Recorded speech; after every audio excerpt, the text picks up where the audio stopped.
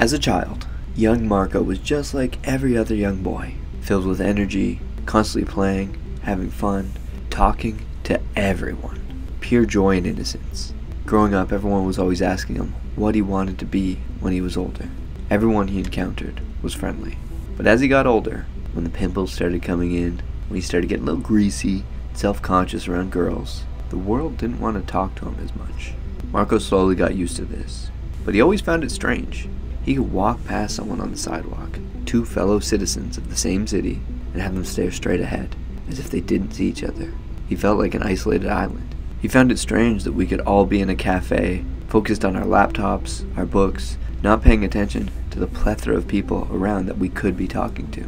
It happens to all of us, I suppose. I know what Marco's going through. This neighborly, friendly feeling that we had towards everyone goes away for a good reason. We used to be in tight-knit communities, but as we've grown into cities, there were people who started taking advantage of the kindness of others. The news and media is always warning you about bad people and wars in distant lands. Things are as bad as they've ever been, we hear. This saddens our young hero Marco, but he understands. A girl can't just look at him in the street because she didn't know if he was going to be a creepy weirdo that was obsessed with her. A guy couldn't look at him in the street because he has to put on this air that he's the toughest in the land. This isn't the world that I want to live in, Marco thought to himself one day. Marco wanted to inhabit a world of kindness, openness, honesty, one where he could share who he was without worrying about the judgments of others. The world that he lived in as a child was friendly. He's not sure at what point that world faded away. He just knows that it did, and he wishes it was still there.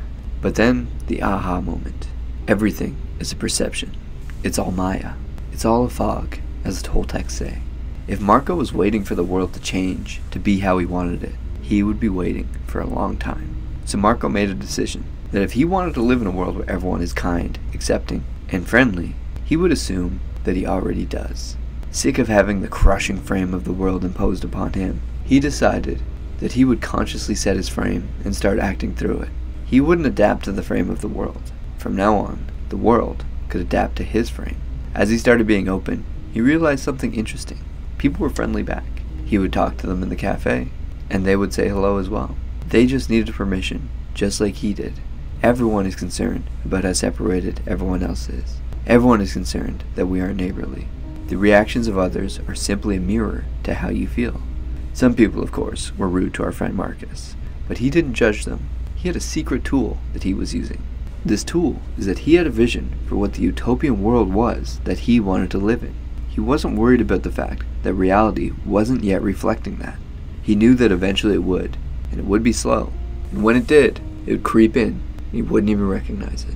In the meantime, Marco could always look to his past for examples. When he was younger, everyone was friendly with him. What he would do is remind himself of these brief moments where the world reflected his utopia, and lean on them. As of right now, he may have to look at those moments as exceptions to the rule. But as he focuses on them more, they slowly, imperceptibly, shift so that they are no longer exceptions, but the rule themselves. He isn't worried about the current reality. It will catch up. He won't even notice it. One day, Marco looks around and sees that he lives in his personal utopia. It's not a reality yet, but it sneaks up on him as he just keeps acting as if he's already living in it. Soon enough, the world has no choice but to adapt.